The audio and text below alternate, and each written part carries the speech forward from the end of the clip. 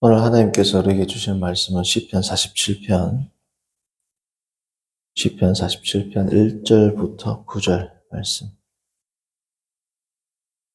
시편 47편 1절부터 9절 말씀입니다. 한 절씩 교독합니다. 너희 만민들아 손바닥을 치고 즐거운 소리로 하나님께 외칠지어다. 지존하신 여호와는 두려우시고 온 땅의 큰 왕이 되심이로다. 여호와께서 만민을 우리에게 나라들을 우리 발 아래 복종하게 하시며 우리를 위하여 기업을 택하시나니 곧 사랑하신 야곱의 여호와로다. 하나님께서 즐거운 함성 중에 올라가시며 여호와께서 나팔 소리 중에 올라가시도다. 찬송하라 하나님을 찬송하라 찬송하라 우리 왕을 찬송하라. 하나님은 온 땅의 왕이심이라 지혜의 시로 찬송할지어다. 하나님이 뭇 백성을 다스리시며 하나님이 그의 거룩한 보좌에 앉으셨도다. 못 나라의 고관들이 모이며 아브라함의 하나님의 백성이 되도다. 세상의 모든 방패는 하나님의 것이며 그는 높임을 받으시리로다. 아멘. 지난주 우리는 천국의 회복이라는 주제를 가지고 마태복음 4장 17절입니까? 네. 17절을 중심으로 천국의 회복에 대해서 살펴봤습니다. 오늘은 천국의 특징 3가지입니다. 천국의 특징 3가지. 천국 이러면 우리가 지난주에도 살펴보았지만 성경에서 천국 하면 장소적인 개념보다 더 중요한 게 뭡니까? 통치의 개념이죠. 그래서 하나님 나라가 사실은 천국입니다. 하나님 나라라는 말을 유대인들이 하나님이라는 말을 쓰기를 꺼려했기 때문에 하나님의 나라가 아니라 하늘들의 나라에서 천국이 됐거든요. 여기서 하늘도 하늘들이라고 복수로 돼 있어요. 그러니까 장엄한 존재를 나타낼 때는 장엄 복수를 쓰거든요. 하늘들의 나라, 즉 하나님께서 통치하시는 나라인데 이 나라는 결국 뭐냐 하면 왕국이라는 이 단어는 왕이라는 단어와 같은 어원입니다. 그러니까 하나님이 왕이시다라는 것을 드러내는 게 뭐라는 겁니까? 천국이고 이 하나님의 왕되심의 첫 번째 통치 행위가 창조를 통해서 드러난다. 우리가 지난주에 살펴본 내용입니다. 오늘은 이 천국, 하나님 나라 이러면 사람들이 와닿지 않지만 천국 이러면 불신자들이든 누구든 다 알고 있는 개념 아닙니까? 천국. 자, 그러면 천국 이러면 일반적으로 세상 사람들은 어떻게 생각을 하나요? 이 세상과는 완전히 동떨어진 어떤 이상향을 의미하고 거기는 날개 달린 천사들이 날아다니고 금으로 된 길과 아름다운 자연과 그러한 이 세상과는 완전히 다른 어떤 이상향을 생각을 합니다.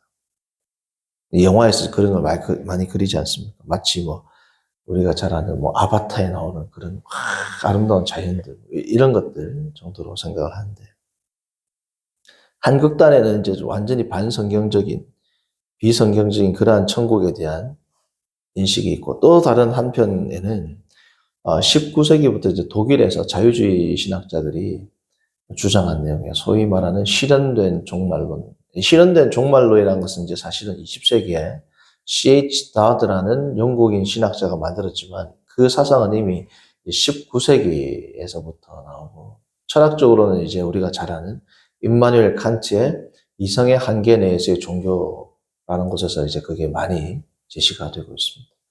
자, 그래서 독일 신학자들 가운데 특별히 알브레이트 리출이라는 19세기에 굵직한 신학자가 나타나는데 그 리출은 뭘 강조하냐면 하나님의 나라라는 것은 예수님의 객관적 사역. 자, 객관적 사역이 뭡니까? 성육신, 십자가, 부활. 이 객관적 사역이 중요한 게 아니고 그 객관적 사역이 이 땅에서 실제로 일어났는지 안 일어나는지 그 사실을 믿는지 안 믿는지는 차치하고서라도 일어나고 안 일어나고 조차도 중요한 게 아니고 리출이 말하는 것은 뭐냐면 예수님의 가르침이라고 기록되어 있는 성경들 있죠. 특별히 신약 성경에 나오는 산상수훈과 같은 그러한 윤리적 가르침을 그대로 따라 사는 것이 뭐냐면 하나님 나라. 왜? 나라는 통치니까. 하나님의 통치를 받는 것은 인간이 예수님께서 제시하신 그 말씀대로 살면 된다. 자, 그러니까 예수님의 객관적 사역이 중요하지 않다. 이 말은 뭡니까? 바꾸어 말하면 인간이 하나님 나라의 통치에 스스로 참여할 수 있고 성도가 될 수 있고 하나님 나라의 백성이 될 수 있다. 구원이라는 건 뭐냐? 죄에서부터 초월적인 죄에서부터의 구원이 아니라 인간이 스스로 이 땅에서 구원해 나갈 수 뭐라고요?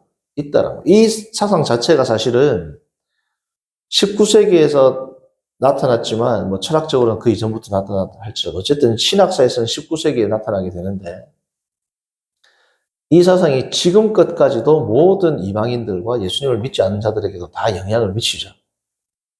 그리고 심지어 성도들에게도 영향을 미칩니다.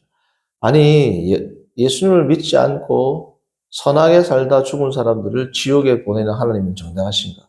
와 같은 이러한 물음들은 사실은 다 우리는 모르지만 부지불식간에 뭐에 영향을 받은 거야? 자유주의 신학에 영향을 받은 거라.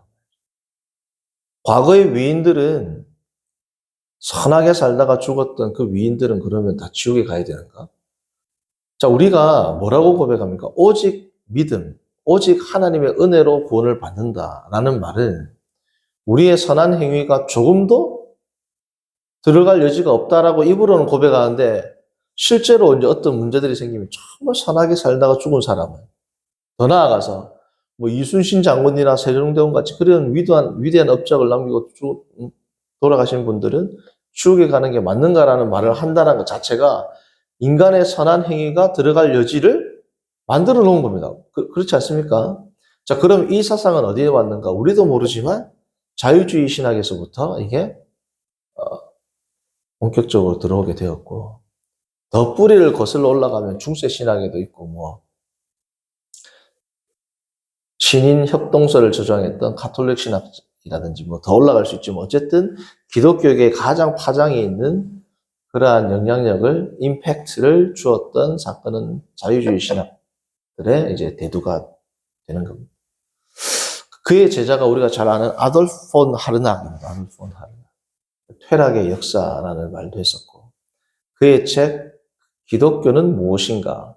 기독교는 무엇인가라는 그의 책을 보면 천국의 특징을 세 가지로 기술합니다. 오늘은 우리가 성경적인 세 가지지만 자유주의 신학에서는 어떻게 이걸 기술하느냐?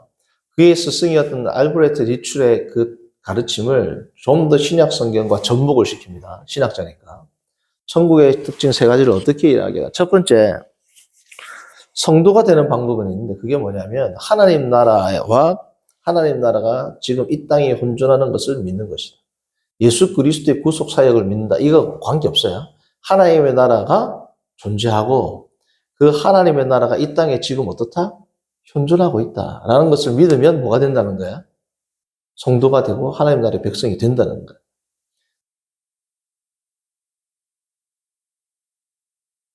그리고 두 번째는 뭐냐면 우리가 모든 인류를 사랑해야 한다. 그 이유는 뭐냐면 모든 인류는 누구의 소생이다? 하나님의 창조물이고 하나님의 자녀들이죠. 하나님의 자녀들이기 때문에 모든 인류를 사랑해야 된다. 멋지지 않습니까? 세 번째, 예수님이 말씀하셨던 가장 최상의 가르침이 뭐예요? 가장 위의 가르침, 최고의 가르침, 사랑하라. 이걸 실천하면 하나님 나라의 백성이 된다는 거예요. 자, 예수 그리스도의 객관적 사역이 필요합니까? 필요하지 않습니까? 필요 안 해요.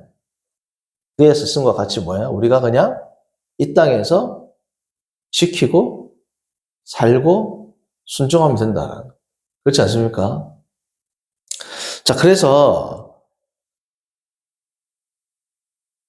자, 그런데 제가 이 설교를 준비하면서 두 가지 생각이 들었어요. 첫 번째는 뭐냐면 이 자유주의 신학이 교회에 미친 첫 번째 부정적 영향은 뭐냐면 우리가 신학자도 아니고 목회자도 아닌데 성경을 굳이 일일이 잘 알아야 되나? 그냥 말씀대로 살면 되지. 그런 이야기하는 분들 많이 있어요, 없어요? 특별히 제가 시골교회 목회할 때 많았습니다.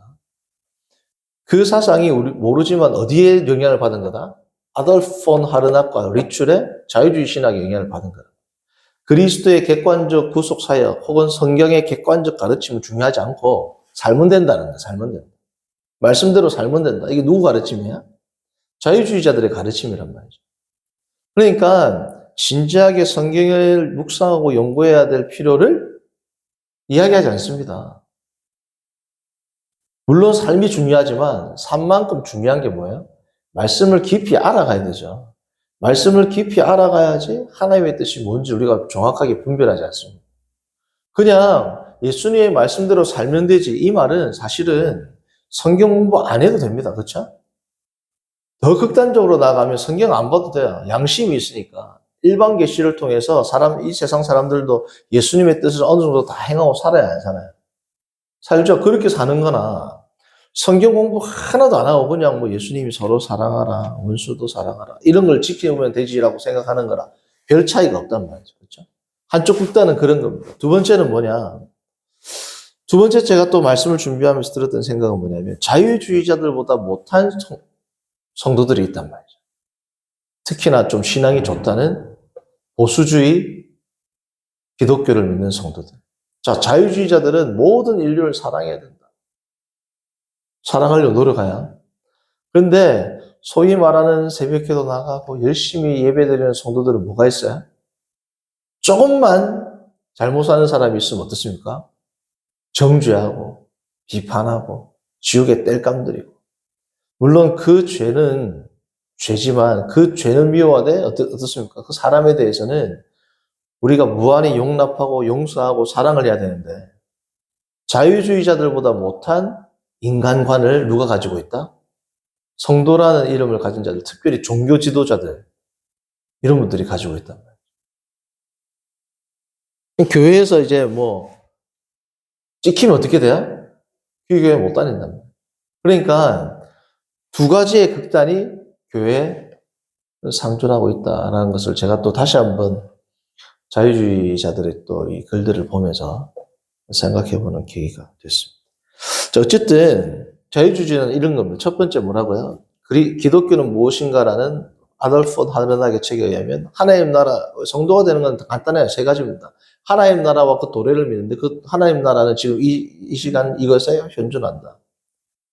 두 번째, 모든 인류를 사랑한다는 것은 우리가 한 아버지를 두었기 때문이다. 세 번째, 서로 사랑하라는 그 계명을 지키는 순간 우리는 성도가 된다. 이겁니다. 철저한 수평적 관점에서의 뭐예요? 하나님 나라죠. 이게 이제 20세기에 넘어가면 영미권으로 넘어갑니다. C.H. 도드라든지, 라우셴 부시라든지, 라인홀트 리버라든지 이렇게 쭉 넘어간단 말이죠.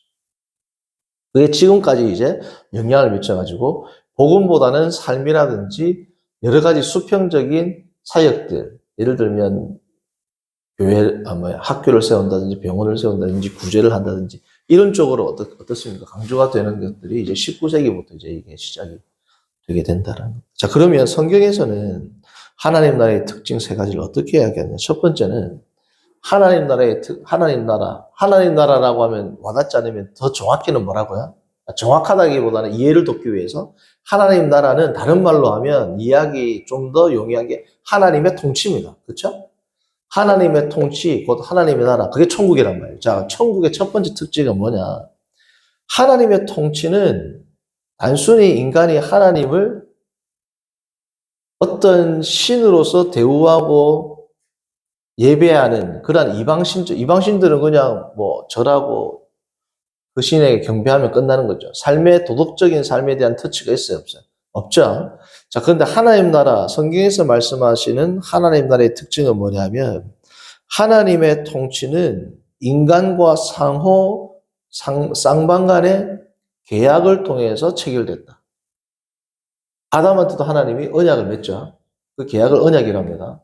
이스라엘 백성을 처음 부를 때 시내산에서도 언약을 맺죠. 너희가 내 계약을 지킬래? 그러면 내 백성이 되겠다. 그렇죠? 예수 그리스도도 새 언약을 맺으시죠. 다 언약으로 묶입니다. 이 계약으로 묶인단 말이죠. 성경은 이게 더 강력한 표현이 언약으로 묶습니다. 아브라함 언약, 다윗 언약, 모세도 언약, 다 언약이라면 할례 언약들, 그렇죠? 자, 근데 이 언약의 핵심은 단순히 제의적 요소, 포도주와 빵을 먹든지, 뭐 할례를 행하든지, 그러한 제의적 요소만을 포함하는 것이 아니라 이 언약적인 요소 안에는 뭐가 포함되어 있냐면 도덕적인 관계, 윤리적 관계가 포함됩니다. 다른 말로 하면 복종, 하나님의 말씀에 순종하고 복종하는 이 뭐가 깔려 있다는 거, 윤리적인 관계가 깔려 있는 겁니다. 선악과를 따먹지 마라. 그 안에 윤리가 있어요, 없어요?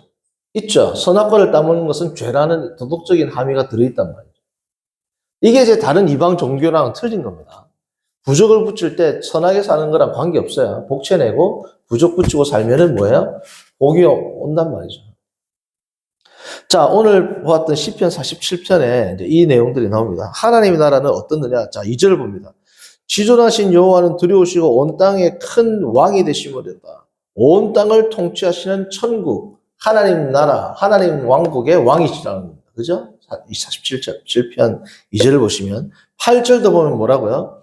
하나님이 뭇 백성, 모든 백성을 다스리시고 거룩한 어디에 앉으셨다? 보좌에 앉으셔서 통치한다라는 겁니다. 하나님께서는 온 세계를 통치하는 온 세상을 주관하시는 왕이시다. 이게 하나님 나라의 첫 번째 관점입니다. 그렇죠? 하나님께서는 온 세상을 통치하신다. 자, 그런데 이 온 세상을 통치하는 하나님과의 관계를 맺기 위해서는 어떻게 해야 된다? 하나님의 말씀에 순종해야 된다. 그게 성경에서 말씀하고 있는 하나님 나라입니다. 자, 하나님 나라, 하나님의 말씀에 순종하기 위해서는 단순히 자유주의자들이 말했던 것처럼 예수님의 가르침을 따라야 된다는 그러한 정도가 아니라 하나님 나라의 백성으로서 하나님 나라의 왕권, 하나님 나라의 하나님의 의도와 하나님의 뜻, 하나님께서 말씀하시는 도덕과 윤리를 알기 위해서는 뭘 중심으로 해야 된다? 말씀이 기록된 계시를 통해서 하나님 나라의 통치를 우리가 받들어야 된다. 그 두 번째는 뭐냐? 그러므로 이 하나님 나라의 통치는 중간에 미디어가 있단 말이죠. 중재자가 있단 말이죠. 자, 하나님 나라의 통치는 인간의 타락 전에는 누구를 통해서 했습니까? 아담을 통해서 했죠.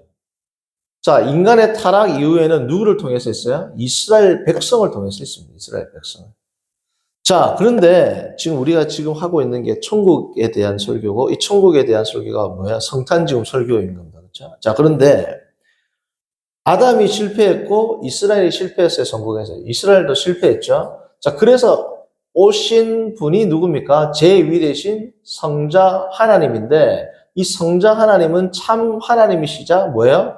참 인간이시죠. 참 인간이라는 것은 뭘 다 받아들여요? 첫 번째, 아담입니다. 그래서 성경 고린도전서에서는 예수님을 뭐라고 해요? 마지막 아담이랍니다. 또한 예수님을 뭐라고 불러요? 참 이스라엘이라 부릅니다. 예수님을. 예수님을 이스라엘이라 부른다라는 명시적 예수님이 이스라엘이다. 이런 표현은 없지만 예수님이 참 이스라엘이라는 그 메타포, 비유가 나온단 말이죠. 자, 예수님께서 요한복음 15장에 자기를 누구로 표현합니까? 나는 참 포도나무요.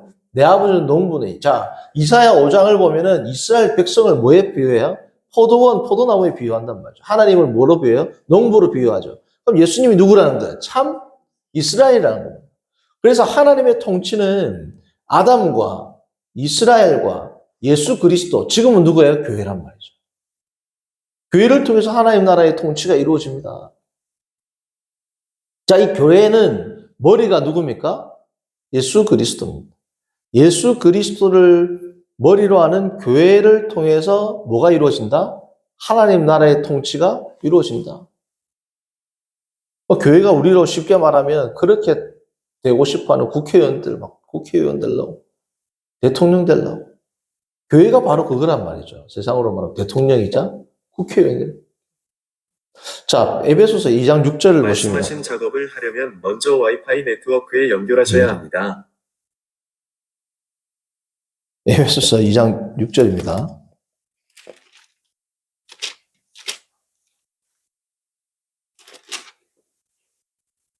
이 장 6절을 보시면 예수 그리스도의 구속사역이 성도들에게 어떤 영향을 미치느냐. 자, 5절부터 볼까요? 허물로 죽은 우리를 그리스도와 함께 살리셨고 너희는 은혜로 구원을 받은 것이라. 또 함께 일으키사 누구와? 하나님께서 그리스도와 함께 우리도 같이 어떻게 했다? 부활했다. 함께 부활한 것으로만 끝나는 게 아니라 함께 또 어떻게 됐다? 그리스도 예수 안에서 함께 어떻게 해요? 하늘에 앉았다. 하늘에 앉았다는 건 무슨 뜻입니까? 통치한다는 거예요. 통치한다. 왕으로서 통치한다. 4장 10절 볼까요? 내리셨던 그가 곧 모든 하늘 위에 오르신 자니 이는 만물을 뭐라고요? 하나님의 권능, 하나님의 영광으로 충만케, 다시 말하면 하나님의 통치가 온 세상에 이루어지도록 하기 위해서 예수님께서 성육신하시고 십자가를 지시고 부활하시고 승천하셨다. 이 내용이거든요. 하늘 위에 오르신 자니 10절. 그죠? 자, 이 승천하셔서 하나님 나라의 통치를 하시는 예수님이 누구와 함께 한다? 11절. 그가 어떤 사람은 사도로, 어떤 사람은 선지자로, 어떤 사람은 복음 전하는 자로, 어떤 사람은 목사와 교사로 삼으셨으니 이는 성도를 온전하게 하며 봉사의 일을 하며 그리스도의 몸을 세우게 하였습니다. 뭡니까? 그리스도의 몸이 세워지는 것을 통해서 온 세상을 하나님의 영광, 그리스도의 영광으로 충만케 한다는 겁니다. 다시 말씀드리면 성경에서 말씀하는 하나님 나라의 통치 첫 번째는 뭐라고요? 하나님이 온 세상의 주인이 되신다. 왕이 되신다. 근데 이 왕이 되시는 하나님은 언약을 통해서 우리 인간과 맺은 언약을 통해서 이 세상을 통치하시는데 특별히 그 인간 중에서 누구를 통해서 선택된 아담 처음에는 그 다음 뭐예요? 이스라엘, 예수 그리스도 그리고 뭡니까? 지금은 성도, 교회를 통해서 하나님께서 온 세상을 통치하신다. 천국의 세 번째 특징은 뭐냐? 하나님 나라의 특징은 직선적이에요. 직선적이다. 리니어. 시작이 있으면 끝이 있다라는. 시작이 있으면 끝이 있다. 시작, 중간, 끝이 있다는. 그러니까 이 직선사관이 존재한, 이 직선사관으로 세상을 보는 자들이 누굽니까? 공산주의자들, 사회주의자들이거든요.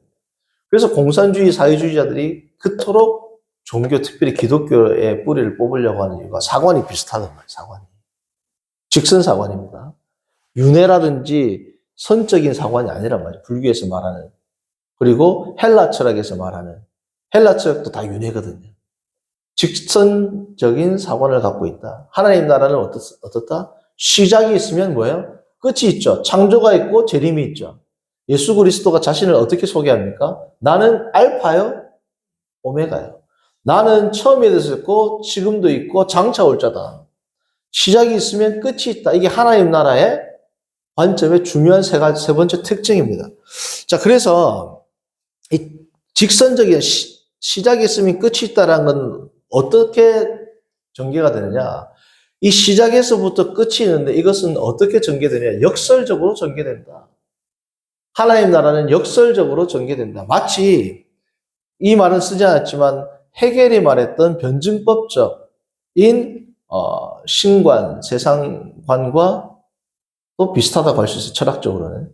하나님 나라는 직선적인데 역설적인 방식으로 이루어진다는 거예요. 철학자들의 말을 빌리면 정반합을 통해서 이루어진다는 거예요.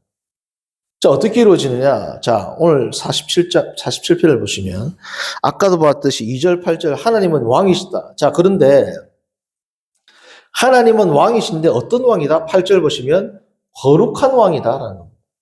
시편을 보시면 하나님은 거룩한 왕이면 선하게 통치하셔야 되죠. 거룩한 분은. 자, 그런데 거룩하신 하나님께서 세상을 통치하는 방식은 역설적이에요. 항상 선하게만 통치하는 게 아니라 이 땅에 전쟁과 기근과 가난과 알력과 분쟁과 투쟁이 있어요, 없어요?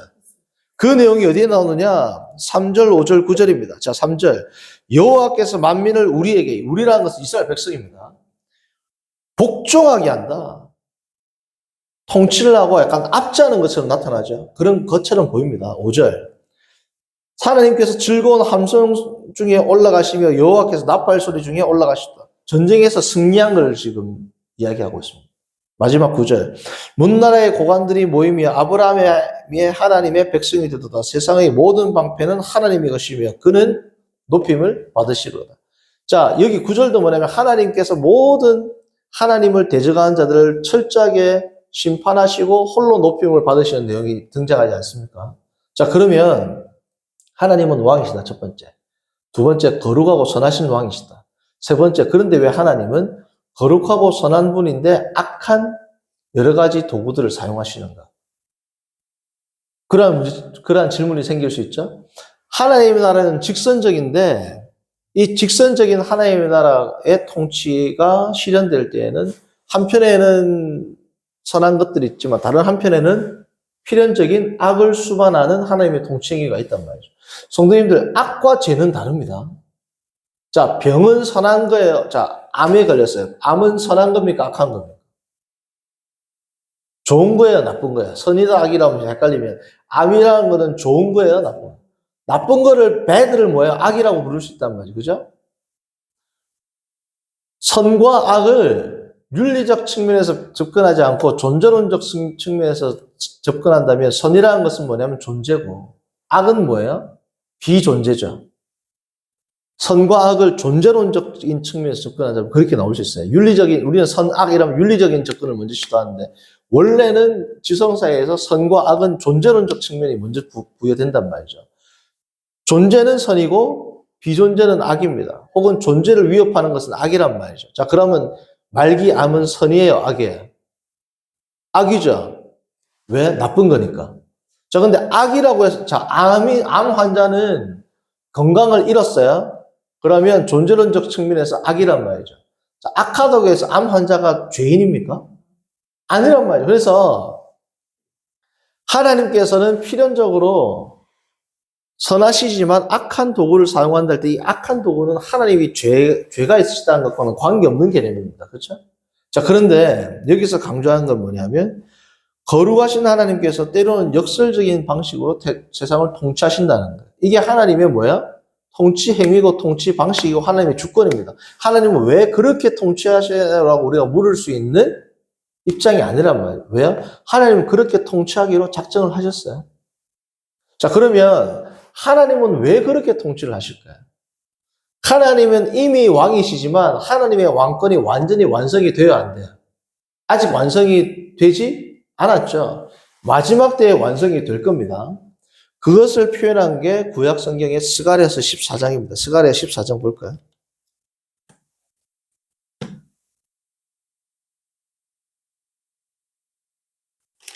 말라기 앞에 14장 보시면 9절 여호와께서 천하의 왕이 되시리니 지금 여호와는 지금 왕이에요.